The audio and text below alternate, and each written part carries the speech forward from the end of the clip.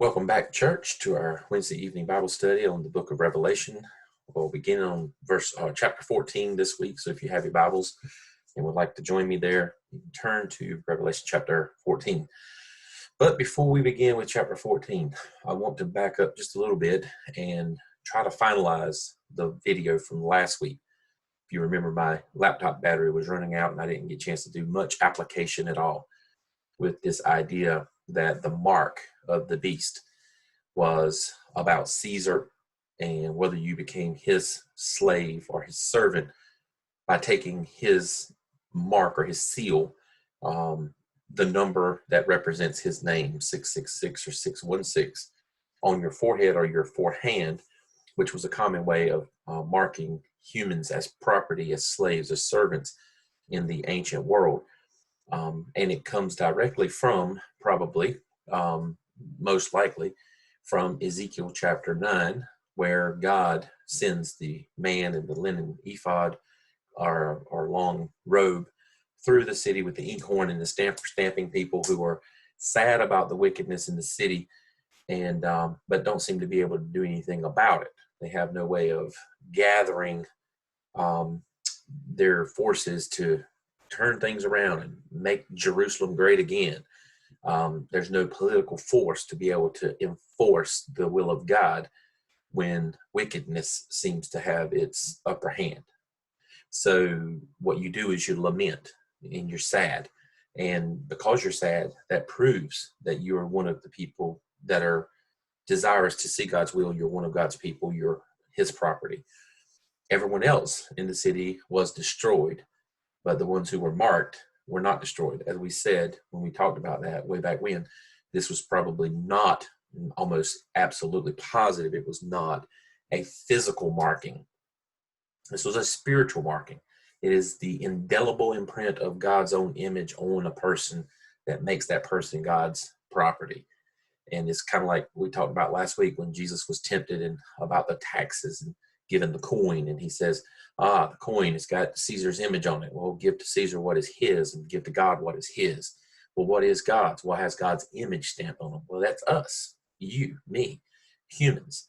So if we give to Caesar the money, but we give to God ourselves, then, your whole self is including your money. So being a good steward is a part of discipleship. It's not just give Caesar the money and don't give God any money, or don't give the church any money, don't give the mission of God any money in the world. That's not what Jesus is saying. But if you give God yourself, then you give God everything that you have, which includes your wealth and your health and your being, your very body. Well, we talked about how Revelation 13 says that if you go to the statue, you bow, you say, "Hail Caesar, Lord, God of the universe, bringer of peace and rectifier of all things in the world that are wrong," then you have become the property of Satan. You become the property of Caesar. You become the property of Rome. You're their servant. You're their slave. But in the very next verse, which is the one we're going to get into today, I just kind of gave you a preview of coming attractions last week. It said, that there's the Lamb.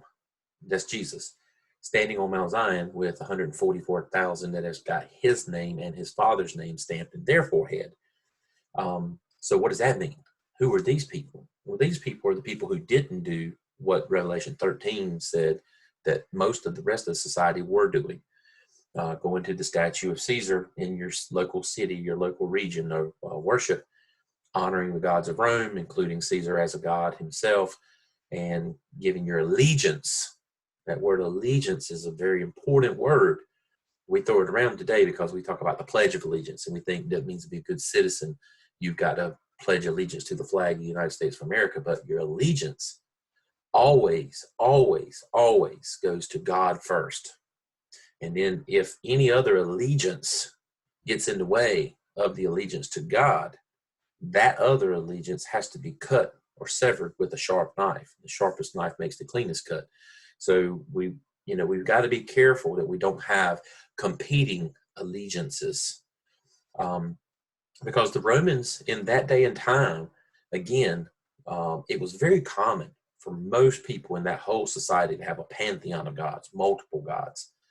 So the Romans and all the citizens throughout the Empire of Rome looked at the Christians as hard-headed, hard-hearted, obstinate, and just being hard to get along with, because all Rome was asking them to do was to be a good citizen, just to pledge allegiance to the flag of the United States of Rome and to the republic for which it stood, one nation under the gods, indivisible, with liberty and righteousness and justice provided by Caesar for all.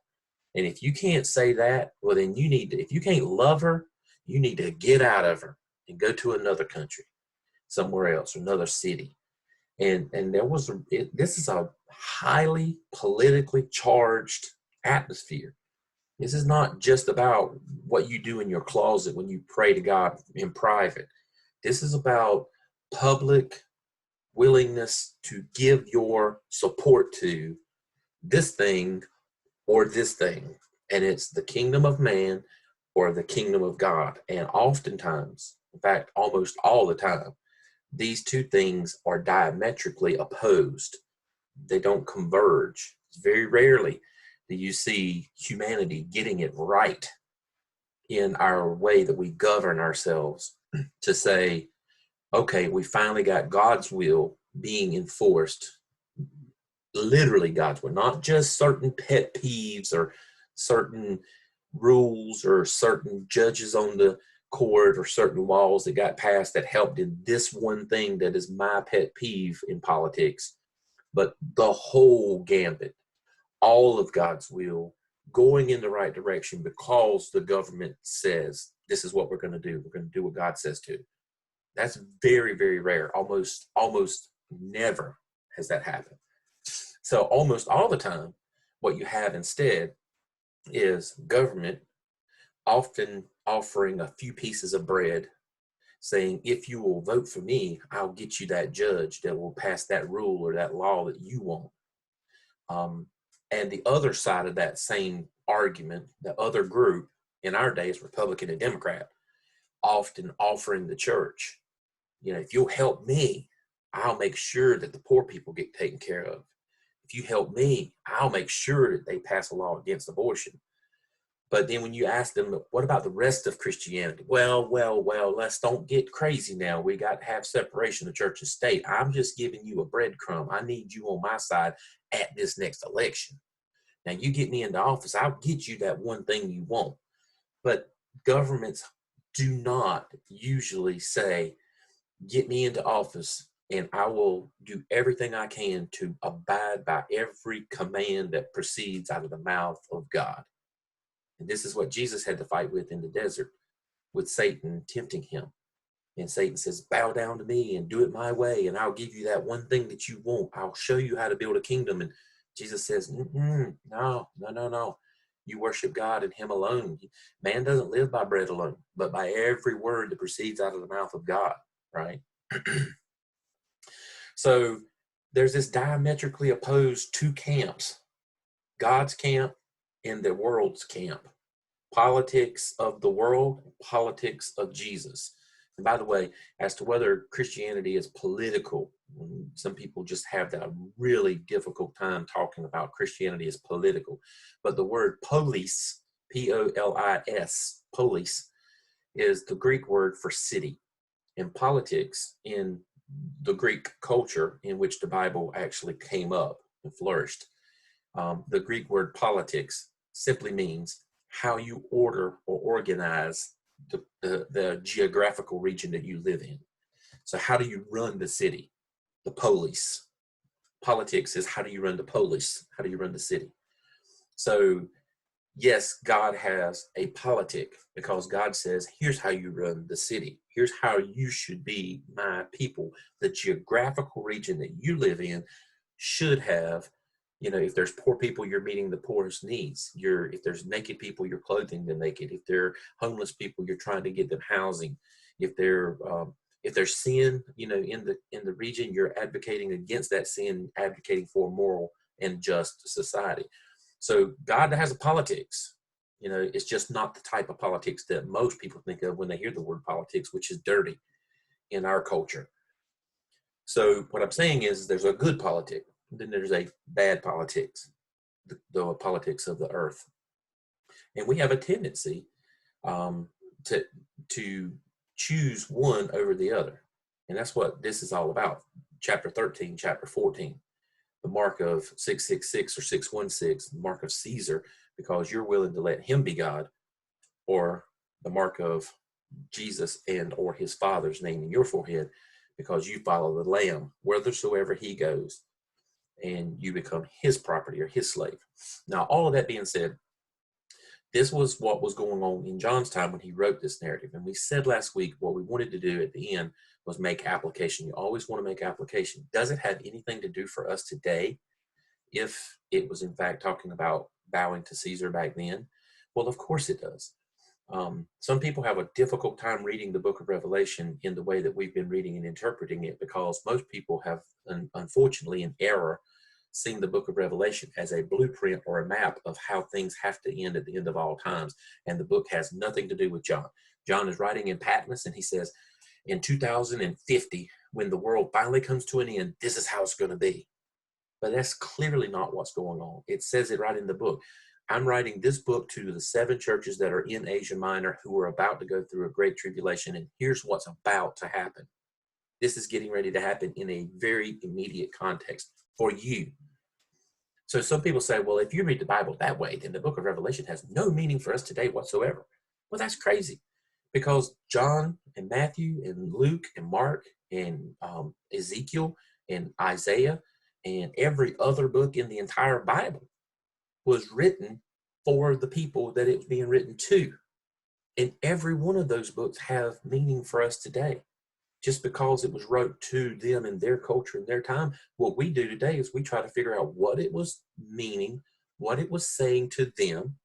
And once you figure out what that word was to them, that's the eternal, timeless word of God that never changes. You take that nugget, the word of God, you pick it up and you carry it across centuries, and you place it down in your context, and you say, this is the part that doesn't change. Yet they wore sandals and like toga robes in Rome. We don't do that anymore. We didn't bring that across. But love your neighbor as you love yourself. Do unto others as you would have them do unto you. Oh, now that we can carry that all the way across this timeline and bring it into 2020, and it still means today what it meant way back then, right? So what did it mean in John's day to bow at the statue of Caesar or to not? If you didn't bow at the statue of Caesar, you were disinvited to work in the economy, to be a part of the economy. So you couldn't buy bread. It says right there, it says anyone who does not take the name, the number, doesn't bow at the statue of Caesar, cannot buy bread, cannot participate in the economy. And remember, we told you last week why that was, because they believe that you're offending the gods of Rome, who we as Romans depend upon to be with us on the battlefield, to help us to go and grab that bread basket in Eastern Europe and bring all that wheat back home. So when we're eating bread, it's because of the Roman gods. And if you disrespected the Roman gods, well, you just can't have none of their bread, right? In our culture today, it still has that same exact meaning, really. It's a highly correlated meaning. I said that the people who are talking about putting chips inside of their hands to pay for things, to pay for items, that's not technically taking the mark of the beast, although I'm not going to be one of the ones that wants to go out and just get a chip put in. No, most people aren't. That seems very highly restrictive of our freedom. And the reason why it seems that way is because it can become that way. Something that could begin very innocuous, that is putting a chip inside of your hand that you pay for at the counter with your gas and your super Slurpee and your Mr. Goodbar, whatever candy you like at the local grocery or the local Quickie Mart. When you go in, I got $15 worth of gas, and I got this Dr. Pepper, and I got this bag of chips. And they said, well, that'll be $17.27. And you just scan your hand and you walk out. There's no real difference between pulling a piece of plastic out of your pocket, putting it in, and scanning that and walking out. There's no difference between the two. The difference comes in when and if the government becomes nefarious, becomes against God's purposes to the point where it begins to limit human freedom and say, if you don't vote this way, if you don't think this way, if you don't act this way, if you don't give your allegiance that is dedicated to God alone to us in the government, then we're going to cut your chip off. They could do the same thing with the credit card. If you've never seen the movie Enemy of the State, I would recommend you watch that movie. It was Will Smith and Gene Hackman, I think his name is. But it highlights what the United States government and all governments really in this world that we live in today have the ability to do to a person who they begin to deem as enemy of the state. Will Smith got caught up into something. He wasn't wrong in it. He wasn't nefarious. He didn't do anything evil to be persecuted. But the evil person in the government was actually persecuting him because they're trying to cover up some things they did, a murder. And somehow he's gotten hold of this little video clip that he doesn't even know he has of the actual murder happening. Somebody videoed it and put it on a digital cam, and now he's got the disc. And the guy who gave it to him slid it into his pocket. He doesn't even know he's got it. And they're cutting off his credit cards. They're ruining his credit. They're spreading all kinds of lies in the press about how he's got a scandal, an affair. They're turning his wife against him.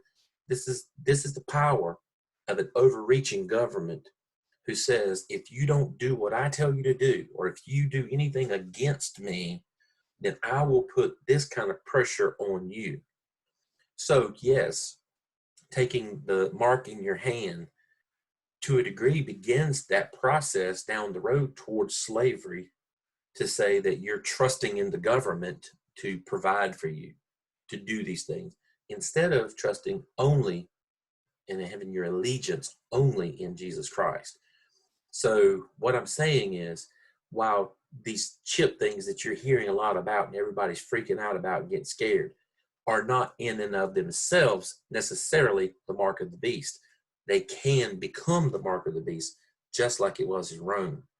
But that already happens. That already happens in our culture when the United States government gets together with several other governments and says of, China or Russia or Iran or any other country in the world, hey, we don't like what you're doing. And if you don't change and start doing what we want for our national interest, we're going to actually implement this sanctions against you through the United Nations, because the United States has the global reserve currency, which is the dollar. Everybody has to trade everything in the dollar around the world. If you have rupees, if you have yuan, if you have whatever the currency you may have, you have to change it into the United States dollar as a country to buy oil with United States dollars, because oil is only sold on the entire open market in US dollars. If the United States government says that they don't like what you're doing, they stop you from changing your currency into dollars. They cut off what's called SWIFT, which is the International Transfer of Funds computer system. You can't participate in the economy. So the mark of the beast thing is sort of already happening. It's not necessarily just taking the chip, but that can be another aspect of it for personal lives, but it's already happening on a more global aspect. And this lesson today might rub us a little bit wrong if we're highly patriotic and we think America can do no wrong. Because in the end of the day, the culture of Rome that is motivated by the power of Satan, it actually is something that has happened time and time and time and time again. It happened in Egypt, it happened in Assyria, it happened later in Babylon, it happened later in the Alexander's kingdoms that fell apart with Antiochus, it happened in Rome. It's happened time and time and time again. Remember this whole thing about Revelation and apocalyptic literatures, that is cyclical as it's moving down the timeline. It's not linear. It's not specifically linear. It is obviously linear because, what happened in Egypt happened thousands of years ago. But it happened again and again and again and again. And it's going to happen again. And there's going to be some nation that's going to take the place of Rome in this book and be that new Babylon, that harlot that is empowered by the dragon. And a good case can be made that is our very own country today that is a candidate for being that type. I mean, think about all the things that it was said about Rome in that day and time. Who can fight against Rome? In that day and time, who could fight against the beast? Nobody could. They were the greatest power in the world, the superpower. And with great power comes great responsibility. And unfortunately, most of the time, when people were given that great power absolutely corrupts. And there can be a case or argument made that some of our government has been highly corrupted. And we need to be willing to, especially while we still have the freedom to do it, to call it out, to speak out against it. We can't just wave the flag and go rah, rah, rah, America every time something happens. America, that's how it kind of feels. No matter what we do, we're in the right and they were in the wrong. But if we're going to be Christian, we got to be honest. And we've got to say, sometimes those people weren't doing anything wrong and we got involved in their stuff and we started messing around for our interests, because that's what empires do. We got to have cheap oil, so let's go into the desert and let's fight. I mean, it was this big thing about going into Iraq, and we got to go to Iraq, and we got to fight in Iraq. Why? Oh, we've got to liberate these people from Saddam Hussein. He's such a bad person. Well, if that's the criteria, then why aren't we in Africa liberating all of the African people from all of the warlords who are much worse in many cases than Saddam, or at least as bad? If they had oil, or if they had some kind of thing that as an empire or as a country that would be good for our national interest that we want, then you might find us in Africa being more active, trying to help. So you got to be careful when you hear this. Oh, we're the morality police of the world. We're going around the world. We're helping people. We're doing all this. We're liberating them from people like Saddam and like Gaddafi. All of that Saddam and Gaddafi stuff, if you dig deep enough, you will find it's much more about oil than it is about liberating those people. And now we're talking about Iran. Now we're talking about North Korea, China, and Russia. I mean, we're just getting more and more enemies in the world. Why? And like I said, if it's all about liberating people who are in oppression, all we got to do is just go right down in South America, just a little way. We don't even have to cross the sea. We can actually walk to this place in South America and help some people. It's not about helping people who are under oppressive regimes. It's about helping people who are under oppressive regimes, if that spins the story to get us in there so we can do what we want to do with their natural resources or whatever the case may be. So we have to be willing to be honest, to at least acknowledge that our country sometimes can have some of the beastly characteristics. Now, other countries too. I'm not saying that our country is the only one. Certainly China is bad. Certainly Russia is bad. Certainly Iran is bad. But we don't get off scot-free without a critique, especially from the Christian who says we believe that telling the truth is one of our most important characteristics. So let's get to the Bible study in Revelation chapter 14. We've already talked about the first couple of verses, but I'm going to read them again and just give you a quick once over, and then we're going to continue and move on forward. I looked, and there was the Lamb standing on Mount Zion, and with him were 144,000 who had his name and his Father's name written on their foreheads. We've already said 144,000 is equally divided or divisible between 12 times 12, which is 144 times 1,000. This is representative of all the Old Testament, the 12 tribes of Israel, New Testament, 12 disciples of Jesus, people of God. Old Testament people of God marked with God the Father's name, Yahweh, because that's who they knew him as. New Testament people marked with God the Father and Jesus' name because we know God the Father, Yahweh, through Jesus. And Jesus is the second part of the Godhead.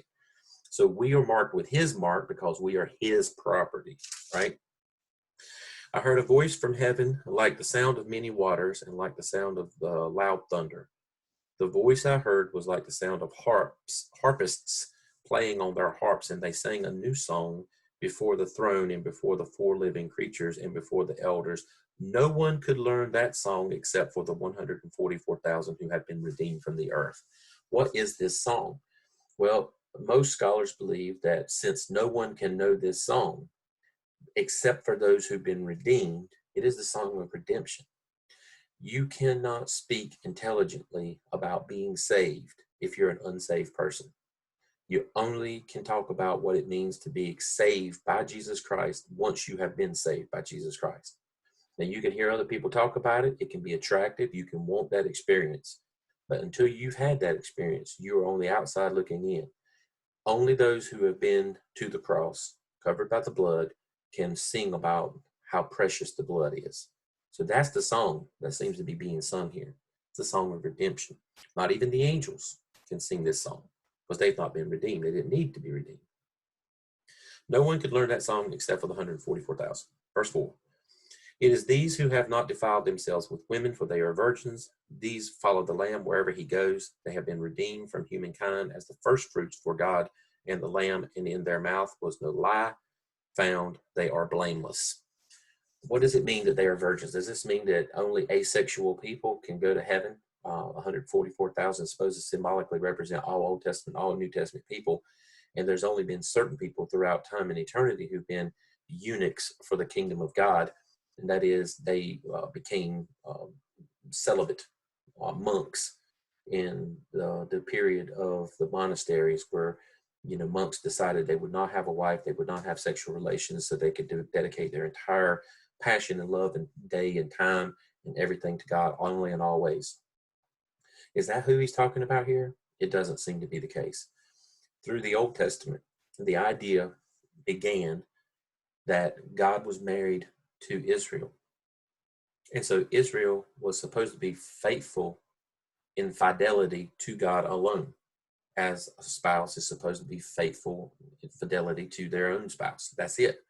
There's no hanky-panky, there's no playing around, there's no fornication, adultery, there's no running around and cheating. All right? God is always faithful. So in that covenant relationship with Israel, God never broke that covenant. God never went off and found another bride. Israel was his bride. But Israel constantly broke fellowship with God, constantly broke the covenant. So much so that God sent an entire prophet, a whole book in the Old Testament, Hosea, and allowed the extenuating circumstances of Hosea's life to become a moral lesson for Israel, to show them how God feels when Israel bows at foreign gods' statues and worships through idols, worships through idolatry. Hosea's wife cheated on him, and Hosea had to constantly go and find her, and sometimes even pay money to people who had her through her fornications and her adulteries, and they had actually accrued a debt against her. He basically kidnapped her, and he had to pay a ransom to get her back, pay silver, cash money, to get his own wife back. And God says, here's the lesson. Israel is my wife, and she's gone after these false gods, these other lovers. And through her fornication and her adultery, somebody's going to come and take her away, Babylon, and put her in captivity. But never fear, like Hosea, I'm the bigger person, I'm the better person morally, and I'm going to forgive her, and I'm going to eventually go and pay her debt and ransom her and bring her back to myself. And of course, all of that symbolically is in that little microcosm of Israel and God's covenant relationship is over the macro and the larger umbrella of all of humanity in the garden. We're created in God's image for a relationship with God, but sin came in and Adam and Eve began to change allegiance from God to themselves, from God to the serpent, from God to whatever. And it kind of goes throughout all of history. So sin enters into the picture. And we are estranged because of idolatry, because we're not faithful to the God who is our spouse, our husband.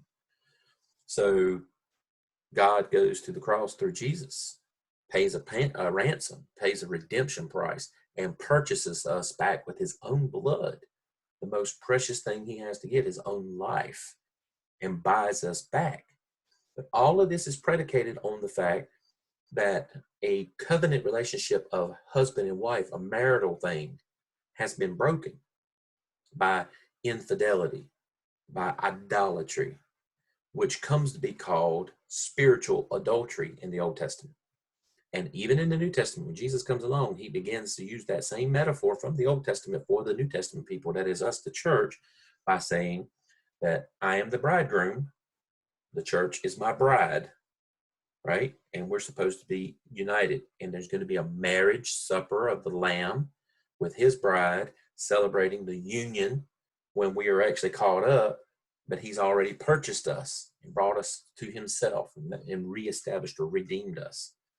But if we turn away from him and the covenant that he has offered unto us in marriage, then turning away from him and worshiping any other god equates to spiritual adultery. This is breaking faithfulness with God, just like breaking faithfulness with your spouse in an adulterous affair through a fornication of having sexual relations with someone that is not your spouse. Okay? That seems to be what's going on here. This is about idolatry, and it's being used, that same metaphor from the Old and New Testament is being used here, that these guys are not adulterers. The 144,000 are not idolaters. They're not spiritually fornicators.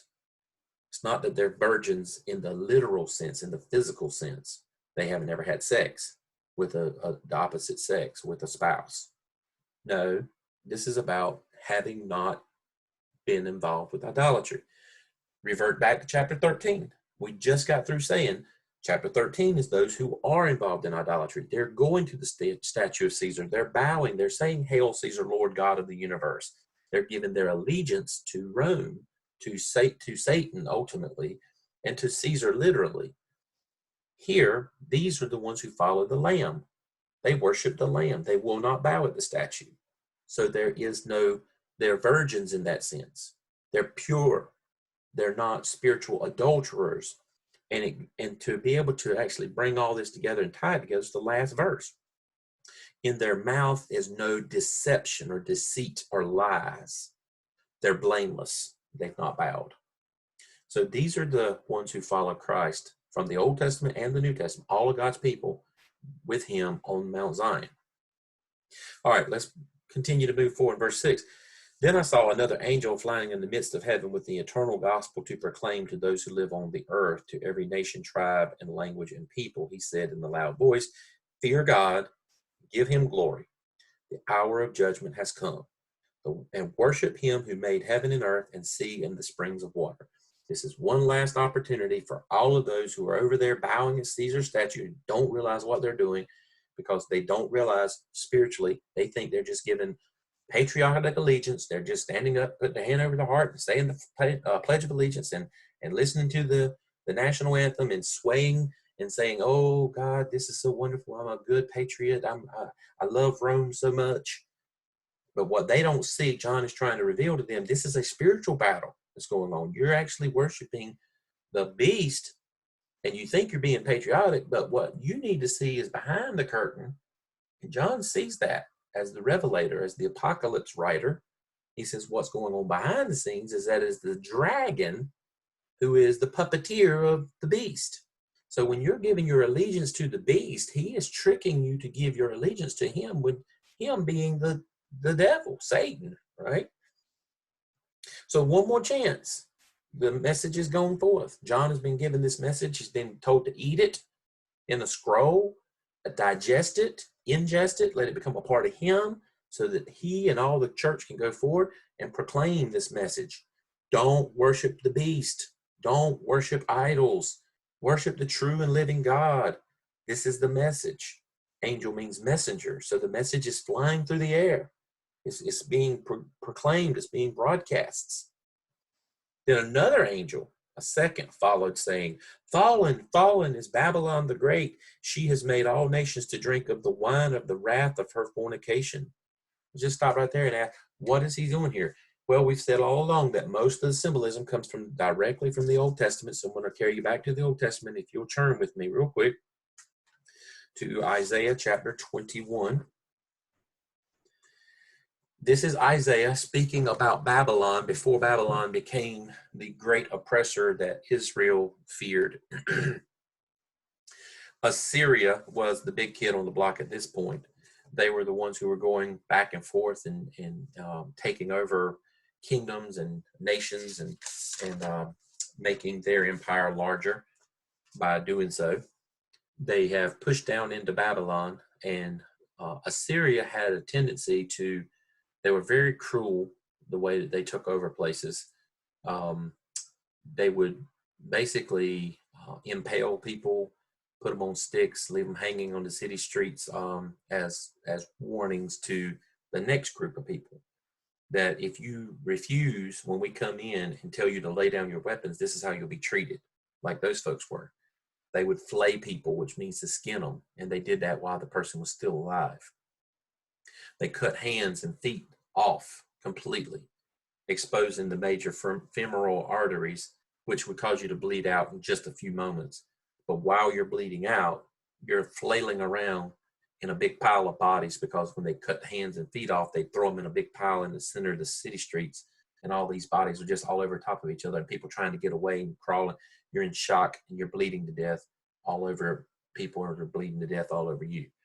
Just horrible, ghastly things that they did. But oftentimes when they came in and they took over, they wouldn't destroy like the gods, like the statues and stuff like that, the culture. They were mean to the people, and the people that did surrender, they took them and they incorporated them into their kingdom by scattering them and not letting them stay in their own land with their own culture, their own language, their own people that could possibly foment a revolt later. Like they work together because they have the same culture. Rather, you scatter them throughout the land and intermingle them and intermarry them with other cultures, and it breaks their gods and their cultures and stuff, because this person marries this person who has this god and you have this god, and now all of a sudden neither god matters too much because Assyria is our new overlord, that kind of thing. When they went into Babylon during that day and time and they took over, they actually destroyed all the gods of Babylon. They went and knocked down the statues, the stones. They cut them, cut the heads off, cut the hands off, burned the wooden ones.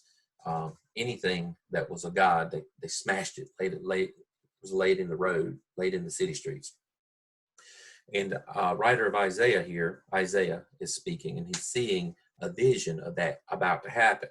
He knows that Assyria is coming and he's going to destroy Babylon. And he says it because God tells him, he says, get up on the stump. I want you to, on a raised platform, I want you watching. And when you see the riders and the horsemen in pairs coming, then you call out and you warn what's getting ready to happen. And so he does this, and he's on that watchtower, verse 8.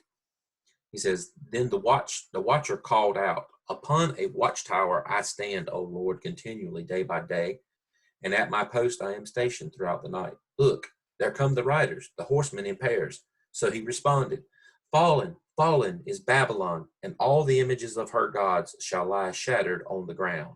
O my thresh-sled and winnowed one, what have I heard from the Lord of hosts, the God of Israel? I have announced to you. So in other words, Isaiah is saying that the watchman is saying, God showed me what's getting ready to happen. Babylon is so certain that it's going to happen. He doesn't say Babylon will fall. He says Babylon has fallen. It's already a done deal, even though it hasn't happened yet. It's that sure that it's going to happen. And when it does, they're going to cut your idols down. They're going to leave them laying in the street, and you're going to be winnowed. The winnowing fork was what you would go through the wheat with, and you throw it up in the air, and the shaft would flow away, and then the wheat would fall back down, winnowing wheat, right? So they're getting ready to be winnowed. They're getting ready to be sort of harvested by the Assyrians and destroyed. So what God has shown me, I'm telling you. So get ready. Be prepared. If you need to run and hide, then run and hide. Whatever you need to do, because this is what's getting ready to happen. It is so certain it's going to happen that I'm going to go ahead and say it has happened. Fallen. Not going to fall, but fallen is Babylon. And this is the literal Babylon, that story. Here, John draws on that symbolism and says this angel that comes is talking about Rome now, saying the same thing. The angel is announcing that it is such a certainty that Rome is going to be destroyed, that God is coming to judge Rome because of what they've done to the Christians, that they can already say it now. Fallen, fallen is Babylon the Great. She has made all nations to drink of the wine of the wrath of her fornication. Wine dulls the senses and causes persons to get drunk. And oftentimes wine is involved, or, alcohol, to actually lower the inhibitions to lead people into adulterous type activities. Sometimes good people who would never consider adultery or fornication have their inhibitions lowered because of alcohol, and they do something that the next morning they wake up and say, I got drunk last night. I can't believe what happened. What did happen? Oh my gosh, did that really happen? I'm married. That wasn't supposed to happen, right? You get the metaphor that's going on here. So Rome has seductively caused the inhibitions of the people to be pushed down. It's just patriotism. It's really not anything that big. I mean, we all have pantheons of gods. You don't even have to stop worshiping your gods. Just add Rome's gods to your pantheon. We're not telling you you can't worship Zeus and Apollo. We're just telling you that you've got to worship Rome's gods, including Caesar, along with those guys. It's your patriotic duty. If you're going to be a good Roman citizen, you've got to do this. It's what makes us successful.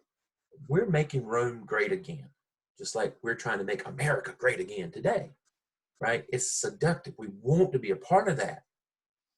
And it dulls the senses. It lowers the inhibitions.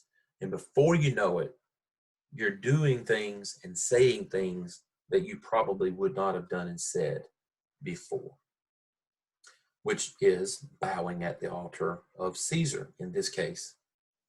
And because you have drunk the wine and bowed at the altar, your senses have been dulled, but you're still responsible for your actions. So the wine leads to the wrath of fornication, right? God's wrath is going to be punishment on that fornication. So the first angel comes and says, hey, wake up for your stupor. Stop doing crazy things like bowing at Caesar's statue. Turn back to God while there's still chance.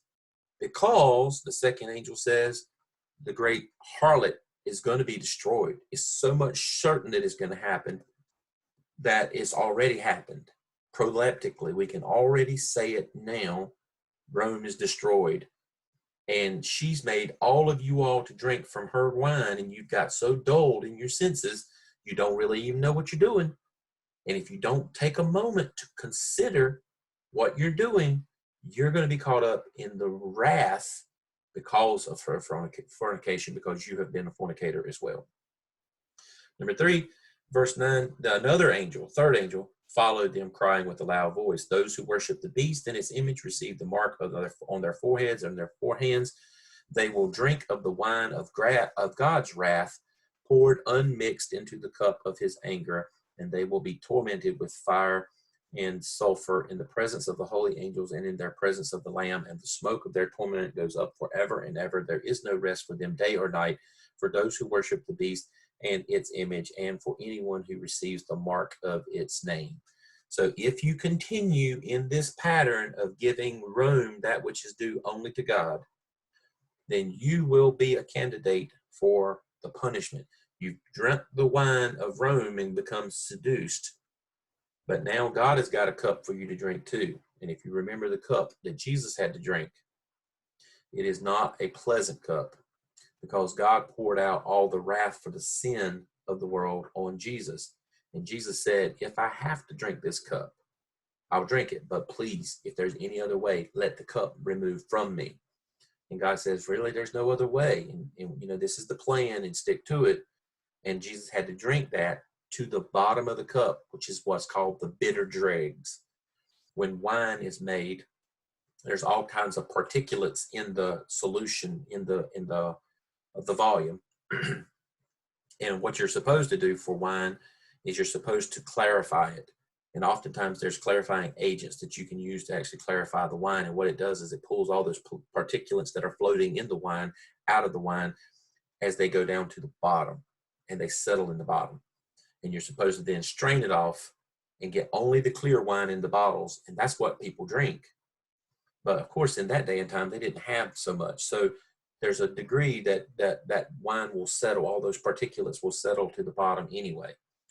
And if you had a bottle of wine that wasn't clarified, then the particulates would settle to the bottom. And those pieces, it's old dead yeast, it's parts of the grape itself, it's some of the coloring, the purple coloring stuff from the grape. All of that is pulled down to the bottom.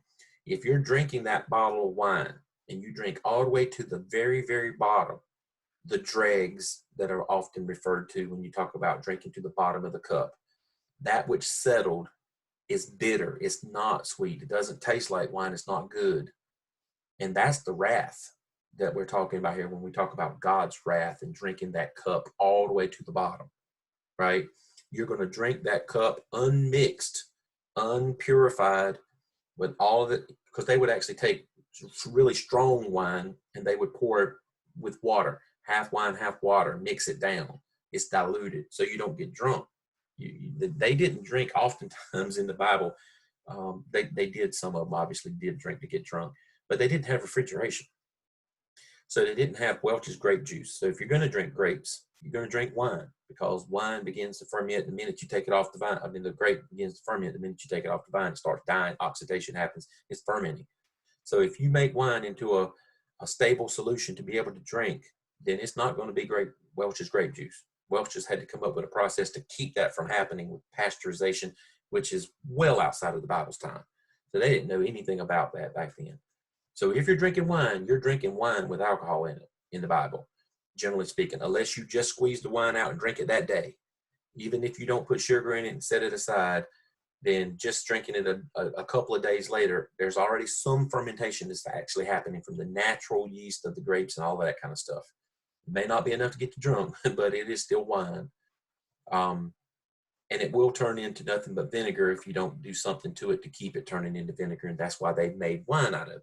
But rather than getting drunk, they would pour half a cup of wine, half a cup of water, mix it down, and then they drink it. And it's like drinking grape juice to a degree, because it's diluted. You're not drinking to get drunk. You're drinking to have something to drink with supper, with a glass of wine or whatever. Well, here it's saying God is going to give you the full punch. You're not getting half a glass of wine and a half a glass of water. He's not mixing his wrath. When he pours out his glass of wine, that is wrath. It is unmixed. It is full of power, and he's not going to cut it down for you. And when you drink it, you're going to drink it all the way to the bottom, which is the dregs, which is, again, you're going to get wrath. That's what it's all about. And the reason why that is because you took the mark of the Lamb, or the mark of the beast. You took the mark of Caesar. You bowed at his statue. You were an adulterer, spiritually speaking. You didn't turn back to God. And your wrath that God is pouring out upon you, the smoke of your torment will go up forever and ever and ever. And there is no rest day or night for those who worship the beast in his image. This is juxtaposed against a couple of other things that are symbols at the beginning of this book. If you remember, there's all these people around God's throne who are worshiping him. There is the prayer of saints that is in the smoke on the incense that is offered on the altar of God. And as the incense smoke is going up, it represents the prayers of God's people on earth going up to God, right? Well, now this is juxtaposing the prayers of God's people in the smoke going up forever and ever towards heaven. Now we've got the torment of those on the other side who are getting God's wrath. Their smoke of their destruction is also going up, right?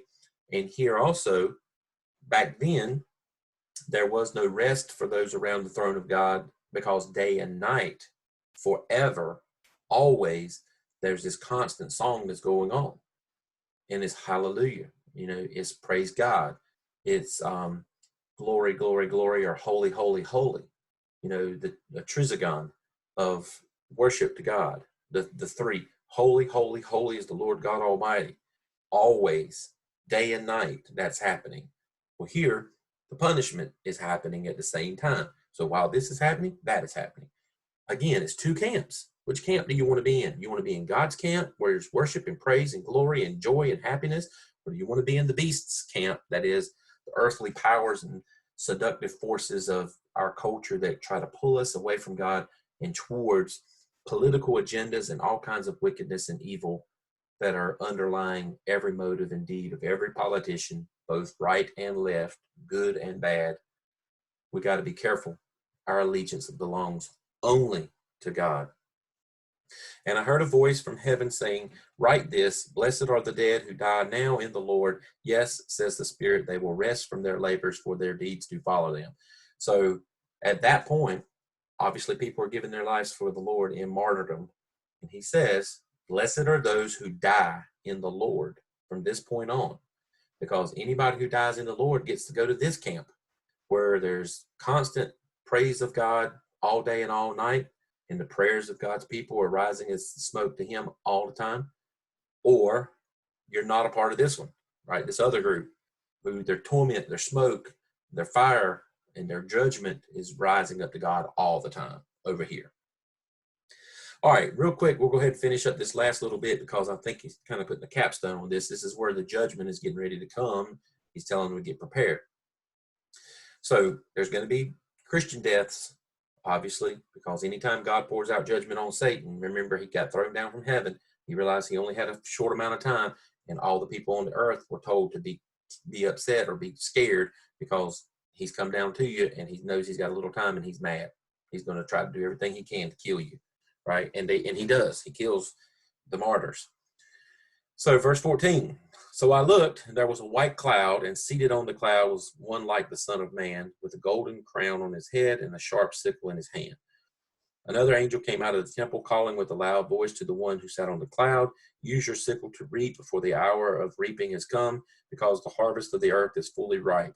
So the one who sat on the cloud swung his sickle over the earth, and the earth was reaped. Let's just stop right there for a second. Let's talk about all this symbolism. So who is the one on the cloud? Well, first of all, if you remember, we said anytime somebody is ascending or descending from heaven, ascending and descending is, generally speaking, good. Whoever that person is generally good.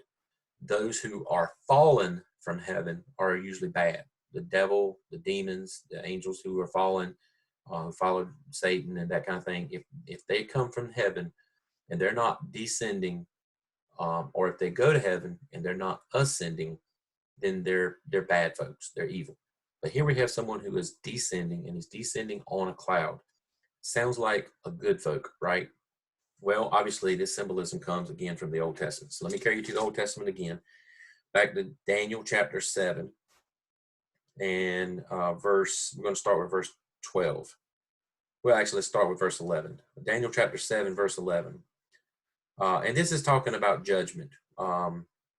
Even if you back up from verse 11 to verse 10 and just half of it, the second half of that verse, it says, the court sat in judgment, the books were opened. So we know that this part of Daniel is about when judgment happens, when God pours out judgment. I watched then, because of the noise of the arrogant words of the horn that was speaking, and I watched the beast was put to death, and the body destroyed and given over to burn with fire. The rest of the beasts, their dominion was taken away, and their lives were prolonged for a season and a time. As I watched in the night vision, I saw one like a son of man, a human being, coming with clouds of heaven. And he came to the Ancient One and was presented before him. To him was given dominion and glory and kingship, and all the peoples and nations and languages would serve him. His dominion is an everlasting dominion. They shall not pass away, or that shall not pass away. And his kingship is one that shall never be destroyed. Well, obviously, we're talking in Daniel here about Jesus, the second person of the Trinity. And he didn't have really words to describe him as Jesus, and he probably wouldn't have anyway, because Daniel is also an apocalyptic book that uses metaphor and symbolism and simile and literary devices to try to make the message somewhat unclear to people who are uninitiated and very clear to the people who are initiated. So here we have Jesus coming on the cloud to the Ancient One, which is Yahweh, his Father, and his Father gives him basically the kingdoms of the world. People have to worship and bow and serve Jesus because Jesus is God, right? Here we have that same being that Daniel saw coming and bringing judgment during his time for the Antiochus regime. We can talk about that at another time, but here what we're talking about is that same symbolism applied again to this culture. And this time, Jesus is now coming to deal with the Romans. And he's coming with a sickle in his hand, and the angel says, okay, God says it's time, judge them.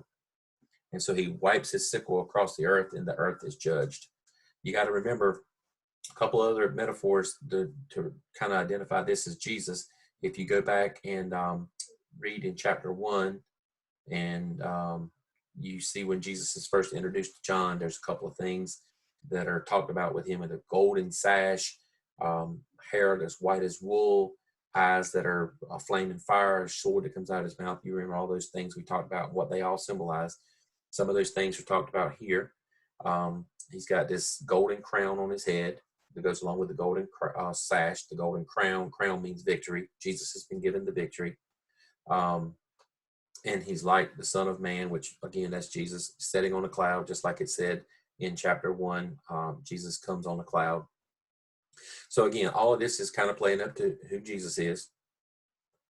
If you go back to the Gospels, and in fact, it's in Luke chapter 10 and verse 2 and John chapter 4, verse 35 through 38, the idea of reaping the harvest is the idea of God bringing in people who are ready to come home to be with him during their time, and then ultimately bringing in people who are coming into the church to become a part of the church.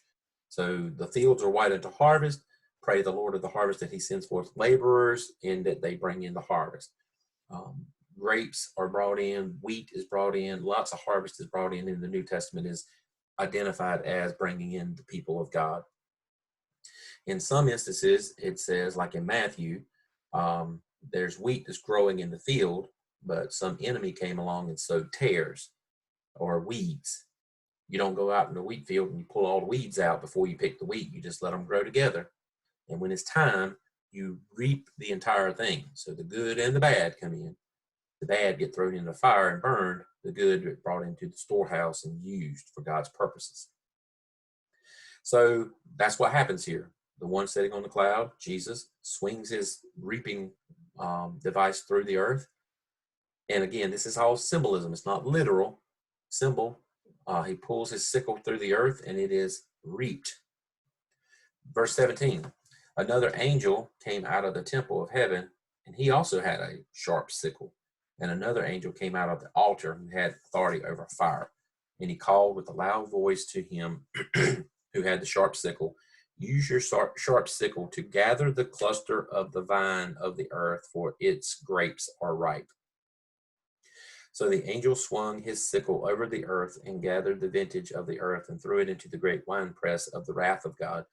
And the winepress was trodden outside the city, and the blood flowed from the winepress as high as a horse's bridle for a distance of 200 miles, or 1,600 stadia. All right, let's talk about this. There's a couple of different interpretations that go along with this passage. You can choose which one you think is the most accurate, or you can see that there could be some overlap or some overplay. First, this is God reaping in the bad guys, throwing them into the wine vat, squishing them, and their blood coming out like grapes. Juice comes out of the wine vat to make wine.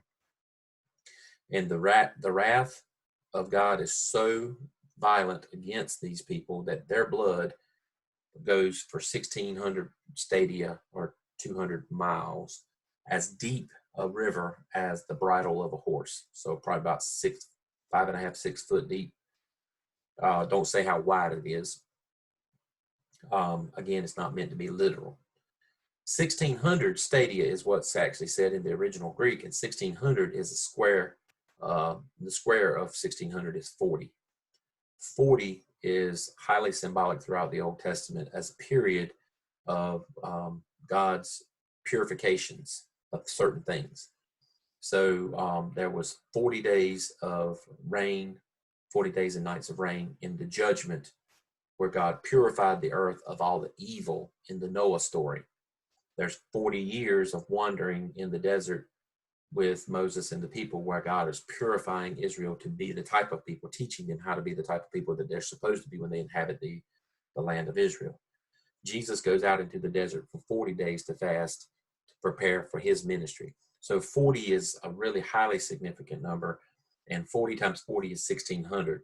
So it could be saying here that, this is the perfect purification of God of evil from the earth during this time, during what they're experiencing.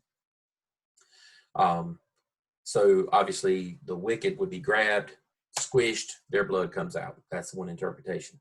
Second interpretation is these are the people of God who are dying as martyrs, because grapes are not bad in the harvest. It's the stems and the seeds and the leaves and stuff that you don't want that gets excluded. Whatever gets thrown into the wine vat and what comes out of the wine vat is actually precious. And that's what you hold and guard and use throughout the next year as wine to drink to sustain your family, right? So if what's being thrown into this, because of the wrath of God that is being poured out on Rome, Rome is then in turn pouring out wrath on the martyrs, and the martyrs are dying. So they're shedding their blood in a martyr's death. That is in fact God reaping them, because the time is nigh. The fields are white unto harvest. They're coming home, and their blood is like Jesus's blood in that sense, not that it is efficacious to forgive anybody's sin, because they don't, that's not the case. Jesus's blood is the only one that's going to forgive any sin. But when Stephen dies that martyr's death, he's dying like Jesus. He even says, forgive them as they do not know what they're doing, right? So martyrs have a special place under the altar in heaven. We've already seen that in this book. So bringing in the crop, bringing in the sheaves, as we like to sing at the harvest time, that's a precious commodity. It's not something to be beaten up. It's something to be, yes, it's going to be squeezed and there's going to be blood comes out of it, but it's the purification of that through that martyrdom process, where God is bringing into his storehouse these people who have died in the faith. And it says that just before we got started here, blessed are those who die in the faith henceforth, right? In verse 12, I think we skipped verse 12. I'm sorry I missed that. But here's a call for endurance of the saints. Anytime we've heard that word throughout this time, endurance, you've got to endure. You've got to get through this. That means you got to give your life. Usually, generally speaking, it means you're going to die a martyr's death, right? So you got to be faithful. Those who keep the commands of Jesus and hold fast to the faith, you're going to die a martyr's death probably in Rome at this time. But it's because God is pouring out his wrath on the devil, and the devil is so mad that he's pouring out his wrath back on you. So that could be an interpretation. A third interpretation actually is an amalgamation of both of these, and that is that God is, while he's pouring out his wrath on them, then at the same time he's bringing home those who, the devil's pouring his wrath out on the martyrs. So the whole crop is brought in. All of the grapes are thrown into the wine vat.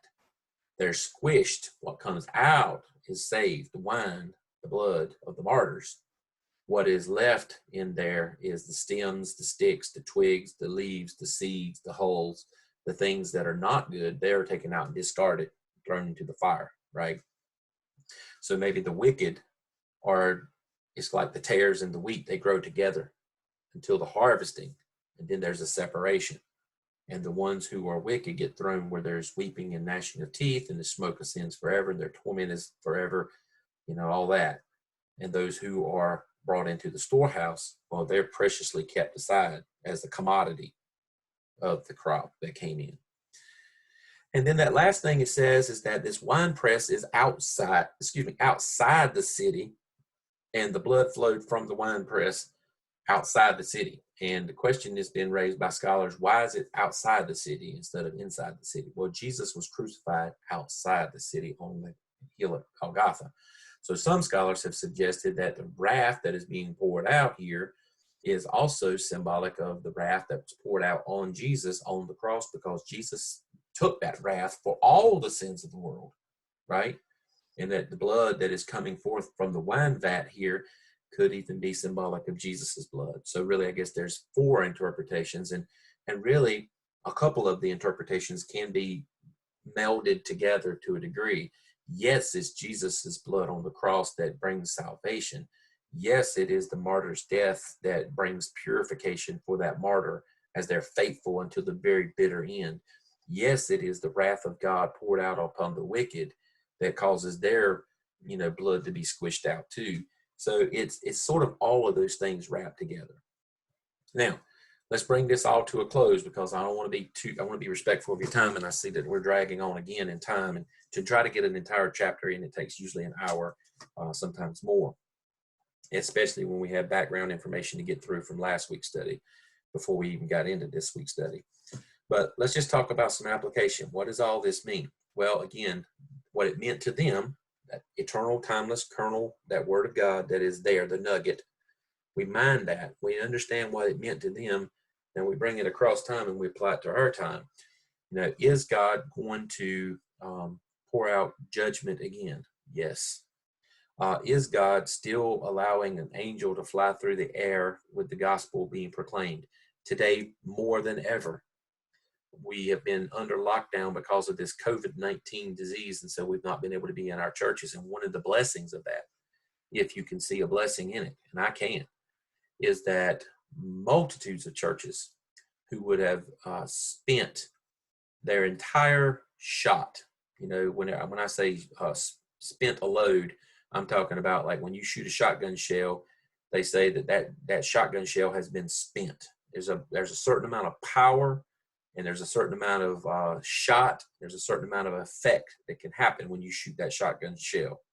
But once you've shot it, that shot is done. You can't, that same shell is no good for anything now. It's just a piece of plastic with a piece of metal on it. Has no more power in it. And for multitudes of years, churches have shot that shotgun shell, all that potential, all that gospel truth and message on preaching on Sunday morning, have shot it across the congregation and scattered and splattered everybody in that congregation. And there might be 100 there. There might be 50. There might be 7. Some of Free Will Baptist churches, unfortunately, we're down to 7 to 5 people. And there's a dutiful preacher there preaching every Sunday morning and is shooting that entire shotgun shell on those 5 people. And it's not a waste, because even if there's one, it's worth it. But now, through the miracle and the technological gifts that God has given to us, we've been told we cannot be in the sanctuary together as a church. Preachers are still preaching. I preach every week for Winterville. Other preachers are preaching for their churches, and they're doing it online. And the entire group of people who would have heard that message are still getting the effect of that shotgun blast as it's going forth. Everybody's getting the power of the gospel message. But now it's going forth to the entire world, on the entire World Wide Web. If there's ever been a time when God's got an angel flying through the atmosphere, through the radio waves and the television waves and the internet signals and things, communicating the gospel to people and saying to them, turn before it's too late. Stop. Wake up out of your stupor. Stop drinking the wine that's being fed to you by the society. Don't continue that subtle, when you're being seduced, that seduction that this world is pouring over you. Open your eyes. Wake up. Judgment is about to happen. And when it happens, if you are in the camp of those who have taken that mark, not physically, but you have given your allegiance to the world, to a political party, to a leader who maybe or maybe not has the Satan dragon behind the scenes operating the puppet saying these words, and you just think they're the greatest thing since sliced bread, they're the ones who are going to really make a difference in this world, they're making things better, then you're putting your allegiance on that person, not on God. Wake up. That's what John is saying. Wake up. Get out of the stupor. Come out of the seduction. Don't drink the wine of the wrath of that fornication, because if you do, you're going to have to drink the wine of God's judgment. It's going to happen again. It's happened time and time and time and time and time and time again.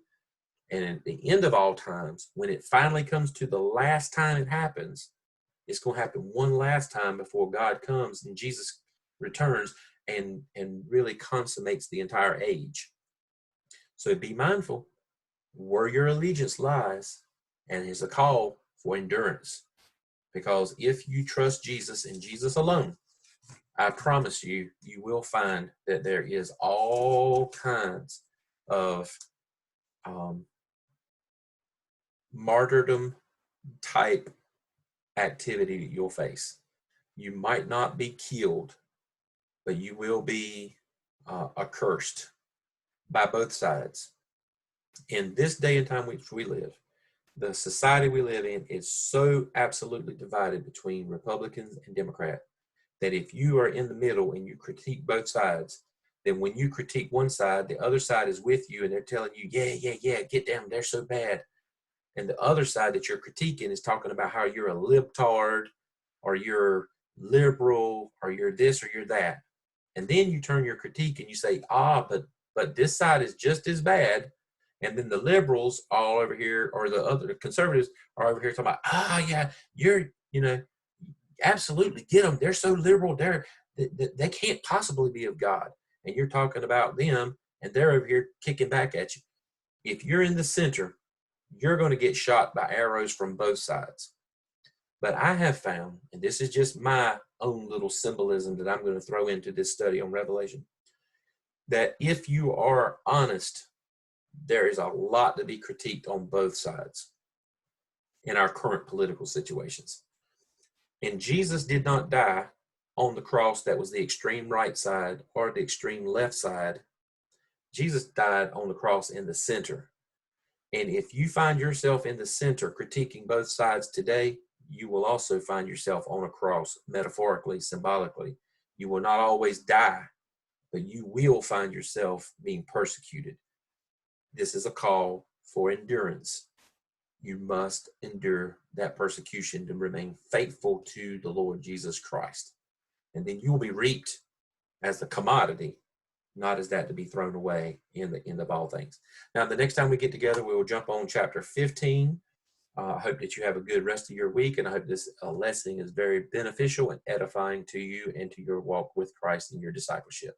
Thank you, and God bless.